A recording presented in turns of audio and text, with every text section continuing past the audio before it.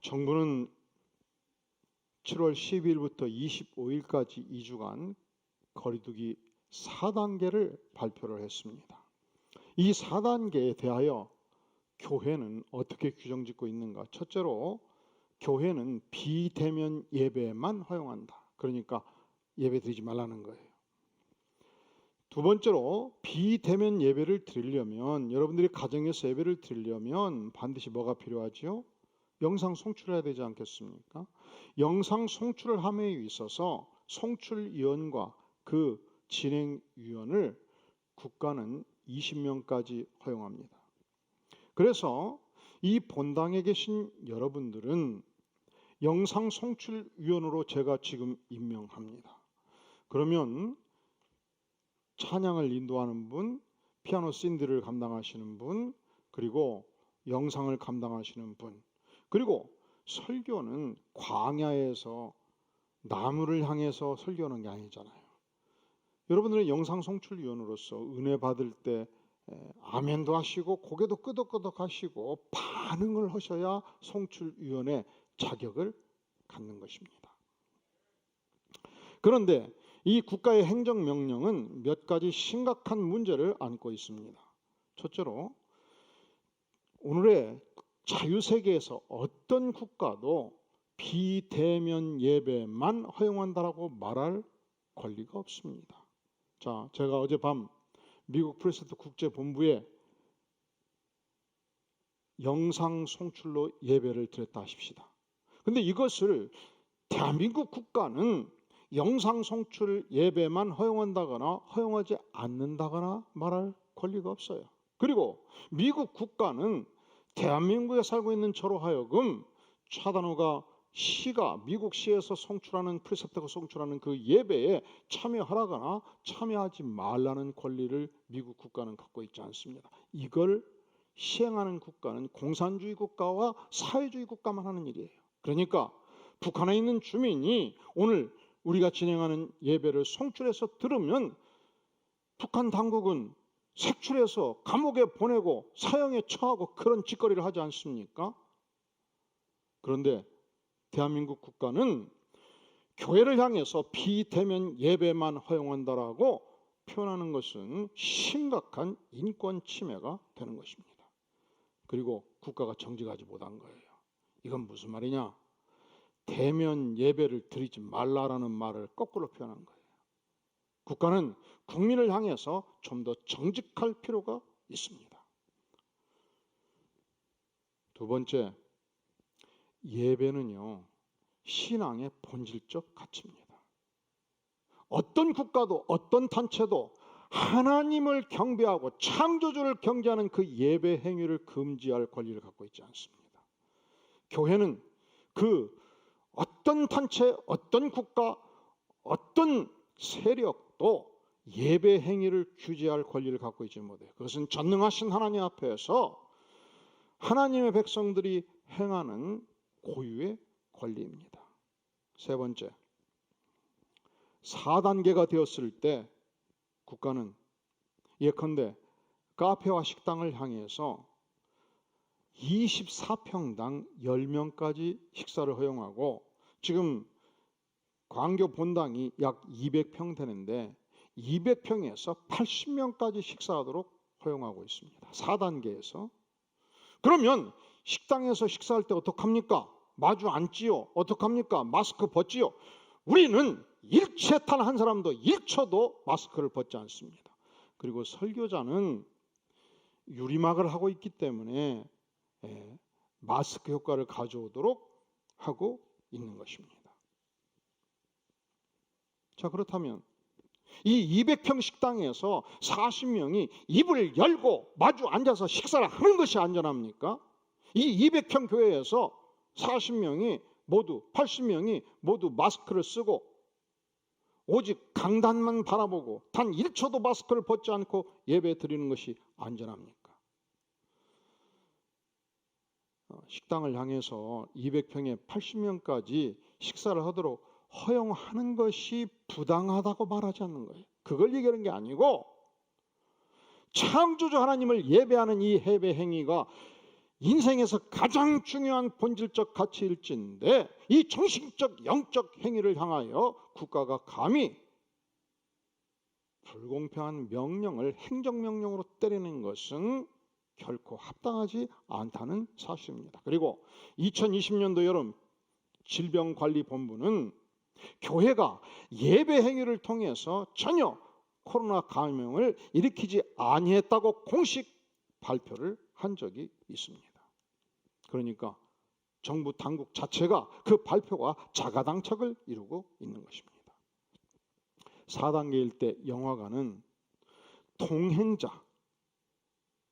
동행자는 나란히 같이 함께 하고 동행자가 아닌 경우 자리 하나씩 건너서 앉도록 오늘 밤도 영화관에서 영화를 상영합니다. 우리는 5칸씩 뛰어앉고 예배를 드리는 것도 공식적으로 국가가 허용하지 않겠다는 입장이지요. 4단계에서 공연장은 최대한 5,000명까지 공연을 하도록 허용하고 있습니다. 그러니까 어젯밤 나훈아 콘서트에서 1회당 4,000명씩 공연이 진행이 되었습니다.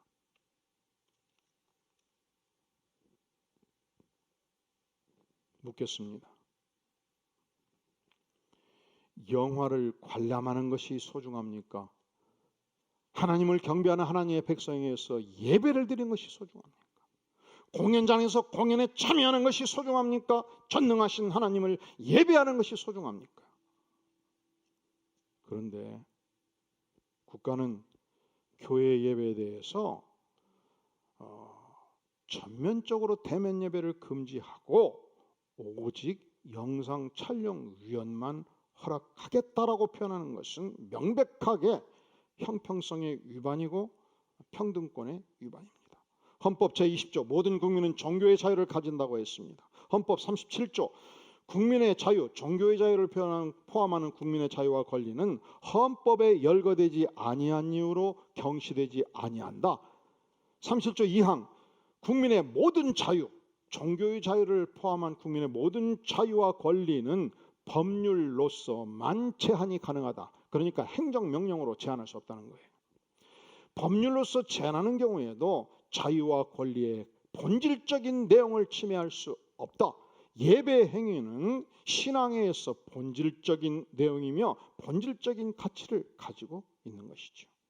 그러니까 우리는 이 국가의 조치에 대해서 교회를 폐쇄하라는 이 국가의 조치에 대해서 우리는 묻지 않을 수가 없어요. 예배가 영화보다 무가치한가? 예배가 공연보다 무가치한가? 예배가 음식보다 무가치한가? 우리는 일주일을 굶더라도 하나님을 예배하는 것이 인생에서 가장 소중하다고 믿습니다. 웨스트민스터 신조 제1조는 인생의 제일된 목적이 무엇이뇨? 하나님을 영원히 영화롭게 하며 그분을 즐거워하는 것이 인생의 제일의 목적일진데 예배가 커피 한 잔보다 무가치합니까?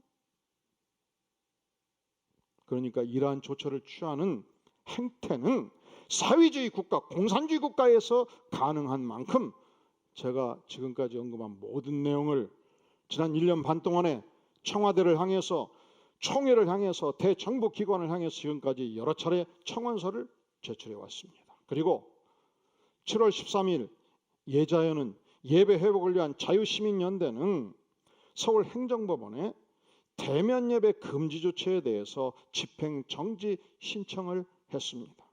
이에 대해서 법원은 이틀 전 7월 16일 금요일에 방역 지침을 엄격히 지키는 전제하에서 예배당 안에 19명까지 현장 예배를 드리도록 허용하는 판결을 낸 것입니다.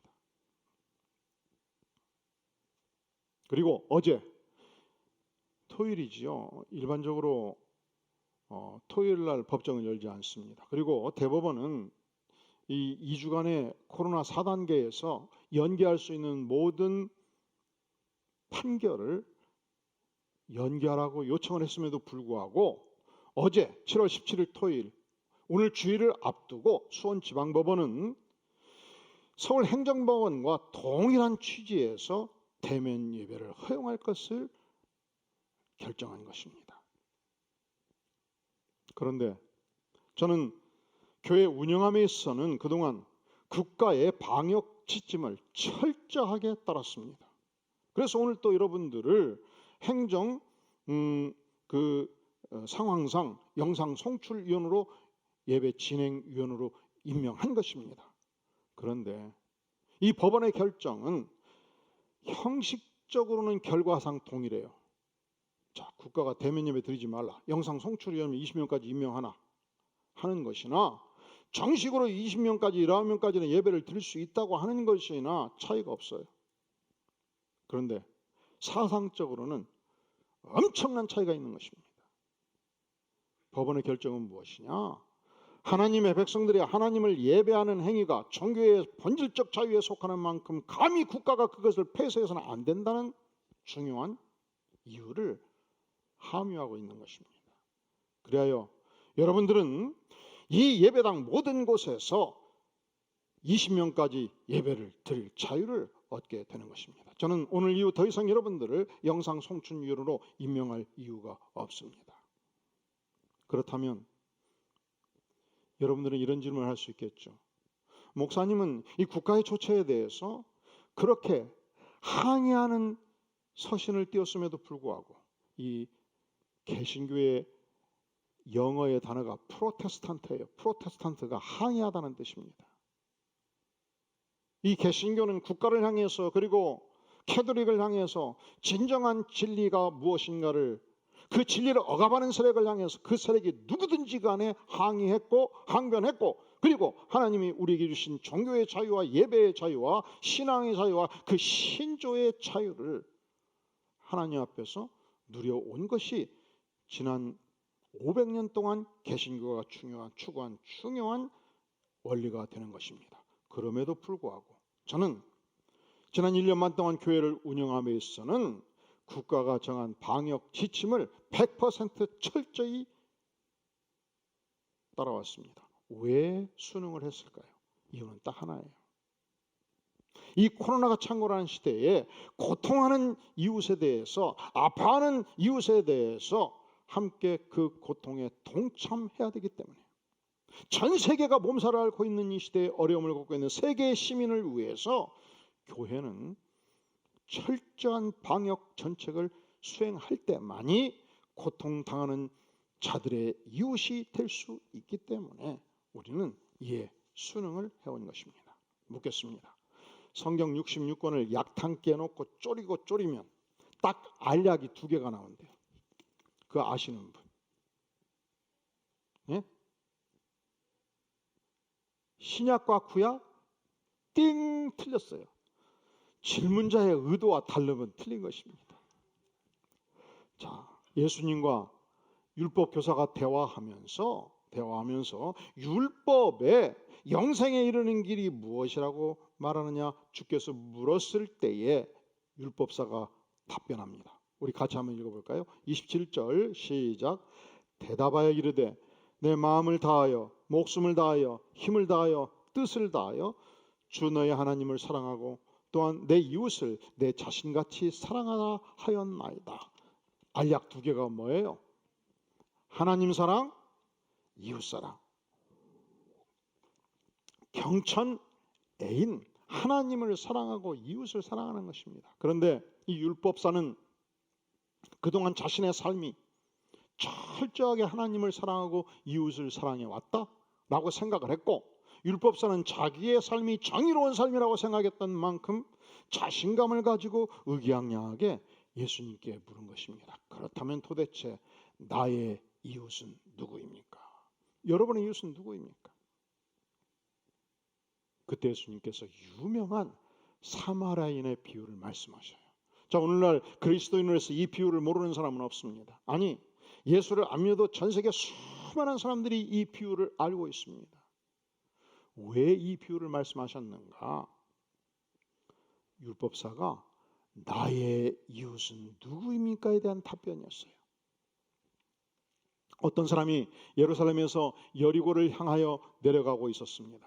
예루살렘은요, 해발 750m 거대한 산 위에 건설된 도시입니다. 산 정상에 건설된 도시입니다. 여리고는 해저 250m에 건설된 도시입니다. 지상에서 있는 모든 도시 중에서 가장 고도가 낮은 도시예요. 그러니까 예루살렘에서 여리고를 간다는 것은 계속 하강길을 간다는 얘기죠. 아주 험준합니다. 때로는 절벽도 있었습니다. 협착한 능선길이었습니다. 그런데 그 중간지대에 말레 아둠밈이라는 유대인 마을이 있는데, 이 말레가 언덕이고 아둠밈이 피를 말합니다. 피의 언덕이에요. 왜 피의 언덕이 되었느냐? 이 길은 교통의 요충이었습니다. 중요한 길입니다. 약대상들이, 그 시대 포목상들이 그곳을 지나가게 되는 것이죠. 말 10마리, 약대 5마리를 끌고 하인 4명과 주인이 이 길을 지나갑니다. 은화 1억 원어치를 싣고 갑니다. 포목 2억 원어치를 싣고 갑니다. 그때 바로 이 피의 언덕에서 토적들이, 날강도들이 하인 4명과 주인을 죽여버리고 말을 탈취하고 약대를 탈취하고 은하를 탈취하고 포목을 탈취를 하는 것입니다. 그래서 그곳이 피의 언덕이 된 것이죠. 바로 그 지역을 지날 때 기습을 당했습니다. 옷벗김을 당했습니다. 강도들이 매우 쳤습니다. 온몸이 피투성이가 되었습니다. 거의 죽게 되었을 때 이 피투성이 된 유대인을 버리고 떠난 것입니다. 이때 이 피투성이 곁을 3사람이 지나가요. 첫 번째 인물 제사장이었습니다. 움찔합니다. 깜짝 놀랍니다. 죽게 생겼군. 그런데 내가 제사를 집전해야 되는데 시간이 안 되겠구나.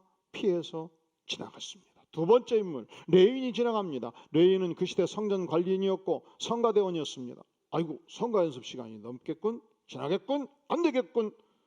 피해서 지나갔습니다. 세 번째 인물이 지나갑니다. 그는 사마리아인이었습니다. 사마리아인들은 혼혈족이었던 만큼 유대인들이 대단히 멸시를 했습니다. 인간 취급하지 않았습니다. 그가 피투성이를 보았을 때 깊은 긍휼의 마음이 생겼습니다. 불쌍히 여겼다고 했습니다. 이 단어가 우리 예수님께서 목자 없는 양같이 유리 방황하는 무리들을 보았을 때 사용했던 단어입니다. 에피프랑크스티니스테, 이 단어는 창자가 끊어지는 고통을 느끼다 이 뜻이에요. 우리 예수님께서 나인성 과부의 아들이 죽었을 때 이 과부가 겪는 그 고통을 보면서 긍휼히 여기는 마음을 가지셨지 않습니까? 그때 가졌던 마음을 이 사마리인이 가지고 있었습니다. 그리고 3, 4절 가까이 갔습니다. 기름과 포도주를 상처에 쏟아 부었습니다. 그 시대 기름은 방부제였고 포도주는 살균제였습니다. 자기 짐승에 태워서 주막으로 데리고 가서 직접 돌보아줬습니다.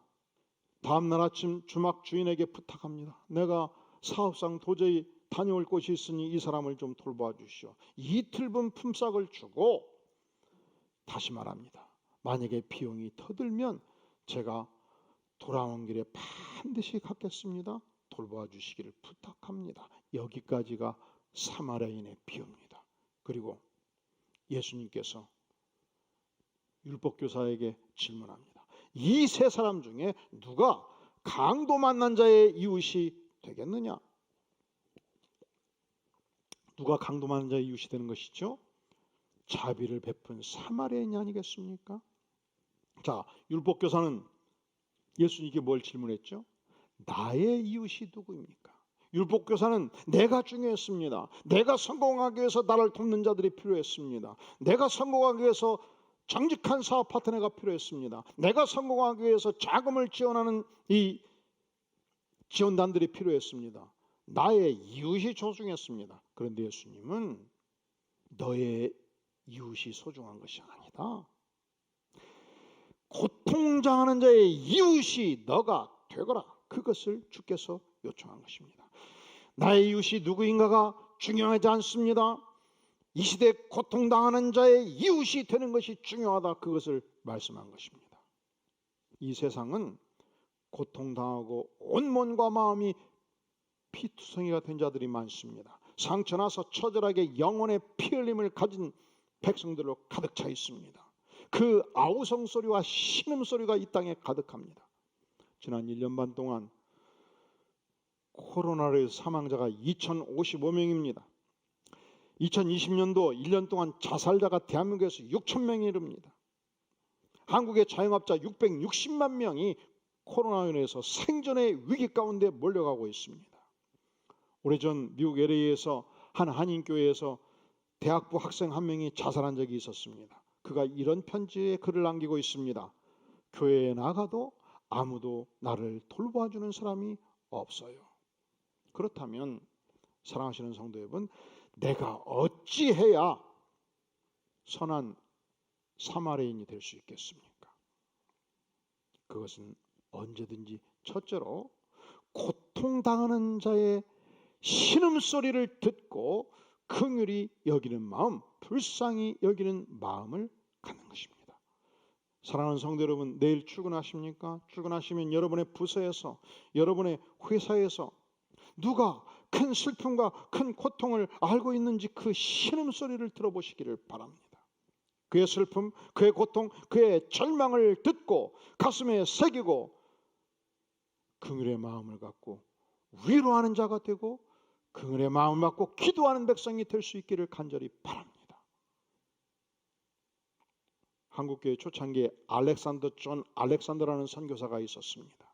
그는 켄터키 출신이었는데 그의 아버지가 여의도 면적의 5배 이르는 거대한 목장을 가지고 있었고 켄터키의 유명한 재벌이었습니다. 그가 뉴욕의 컬럼비아 대학에서 의과대학을 졸업하고 1902년도 선교사로 내한을 해서 군산에서 한 달째 사역을 하던 중 아버지가 갑자기 세상을 뜬 것입니다. 아무도 이 거대한 재산을 이끌어갈 수 있는 재산관리인이 집안에 없었습니다. 그는 불가피하게 귀국을 해서 이 재산관리를 맡으면서 하나님께 기도합니다. 하나님, 대한민국은 참으로, 조선은 참으로 위생이 열악합니다. 결핵도 창궐합니다. 전염병도 많습니다. 질병으로 죽어가는 사람들이 많습니다. 제가 의사로 가야 될 것인데 하나님 길이 없겠습니까? 그러다가 그 한 달 동안에 자기 곁에서 도왔던 통역자 오궁선을 기억하고 연락을 합니다. 오궁선 씨, 당신이 원하면 전액 지원해서 의과대학을 다니도록 돕겠어. 그래서 결국 오궁선이 미국에 들어가서 의과대학을 졸업하고 의학박사학위를 따고 한국에 들어와서 광주 기독병원과 세브란스 병원 원장을 하면서 한국 의학의 기초를 놓고 수많은 의사들을 양성하게 됩니다. 또한 순천에 이 알렉산더 병원을 전액 재정을 지원해서 설립을 하고 그 이후에도 한국에서 병원이 건립될 때마다 끝없이 그가 가진 자금으로 지원을 한 것입니다. 단지 한 달밖에 초선에 머무르지 않았지만 그 마음 안에 예수 그리스도의 마음, 긍휼의 마음, 불쌍히 여기는 마음, 이 땅에서 창궐하는 전염병에 죽어가는 백성들을 향한 긍휼의 마음이 대한민국을 바꾸는, 조선을 바꾸는 중요한 단초가 된 것입니다. 헨리 나우에는 이 긍휼이라는 책에서 이런 말을 남기고 있습니다. 현대는 긍휼을 잃어버린 세대라 한 것입니다. 만약에 우리에게 도움을 필요로 하는 사람들을 우리가 만나고 우리가 보고 우리가 그 시름소리를 들어도 우리 마음에 아무 반응이 없다면 우리는 심각한 영적 불감증에 걸렸다 말하지 않을 수 없습니다. 우리 예수님께서는 단 한 번도 불쌍한 사람들을 보았을 때 그들의 신음소리를 외면한 적이 없었습니다. 그들이 겪는 모든 고통을 가슴에 안으셨습니다. 창자가 끊어지는 고통을 느끼셨고 삶 전체로 반응하셨습니다. 그런 거로 오늘 이 시대 우리에게 절실한 기도 제목이 무엇이겠습니까? 하나님, 우리에게 긍휼의 마음을 회복시켜 주시옵소서. 내가 어찌해야 오늘 이 시대에 선한 사마리아인이 될 수 있을까요? 첫째로 예수님이 가졌던 그 긍휼의 마음, 사마리아인이 가졌던 그 긍휼의 마음을 갖는 것입니다. 두 번째, 우리가 어떻게 해야 오늘 이 시대에 선한 사마리아인이 될 수 있겠습니까? 그것은 행동하는 믿음을 갖는 것입니다. 사마리아인은 자기를 그토록 자기 민족을 그토록 멸시했던 유대인의 고통 앞에서, 피투성이 된 그 유대인 앞에서 그는 가까이 다가갔습니다. 피하여 돌아가지 않았습니다. 행동하는 발이 있었습니다. 피같이 소중한 기름과 포도주를 아낌없이 상처에 쏟아 부었습니다. 삼키는 솜이 있었습니다.